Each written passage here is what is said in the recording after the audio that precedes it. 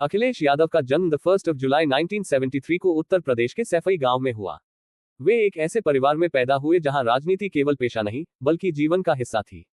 उनके पिता मुलायम सिंह यादव भारतीय राजनीति के एक बड़े और प्रभावशाली नेता रहे, जिनका असर अखिलेश के व्यक्तित्व और सोच पर बचपन से ही दिखाई देने लगा। सैफई की मिट्टी, गांव का वातावरण और साधारण जीवनशैली ने अखिलेश यादव के भीतर जमीन से जुड़े रहने की भावना पैदा की। उनकी शुरुआती पढ़ाई सैफई और इटावा के आसपास हुई। पढ़ाई में वे शुरू से ही तेज थे, लेकिन पढ़ाई के साथ साथ खेलों में भी उनकी गहरी रुचि थी। खासकर फुटबॉल उनके जीवन का अहम हिस्सा रहा। आगे की पढ़ाई के लिए वे राजस्थान के धौलपुर मिलिट्री स्कूल गए, जहां अनुशासन, नेतृत्व और टीम वर्क जैसे गुण उनके व्यक्तित्व में और निखर कर आए। इसके बाद उन्होंने मैसूर विश्वविद्यालय से सिविल इंजीनियरिंग में स्नातक की डिग्री हासिल की। इंजीनियरिंग की पढ़ाई ने उन्हें तकनीकी सोच और आधुनिक दृष्टिकोण दिया, जो आगे चलकर उनकी राजनीति में भी झलका।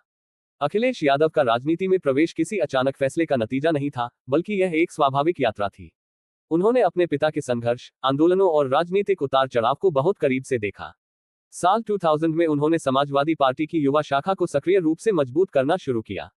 युवाओं से संवाद, नई सोच और आधुनिक तरीकों से राजनीति को जोड़ने का प्रयास उन्होंने शुरू से ही किया। साल 2000 के दशक की शुरुआत में अखिलेश यादव पहली बार लोकसभा पहुंचे। 2000 में कन्नौज से उपचुनाव जीतकर वे संसद में दाखिल हुए। उस समय उनकी उम्र कम थी, लेकिन उनके विचार स्पष्ट थे। उन्होंने संसद में युवाओं, किसानों, शिक्षा और रोजगार जैसे मुद्दों पर लगातार आवाज उठाई। उनके भाषणों में आक्रामकता से ज्यादा तर्क और संयम दिखाई देता था, जिसने उन्हें एक अलग पहचान दी। समाजवादी पार्टी के भीतर अखिलेश यादव को धीरे धीरे एक आधुनिक और भविष्य की राजनीति करने वाले नेता के रूप में देखा जाने लगा।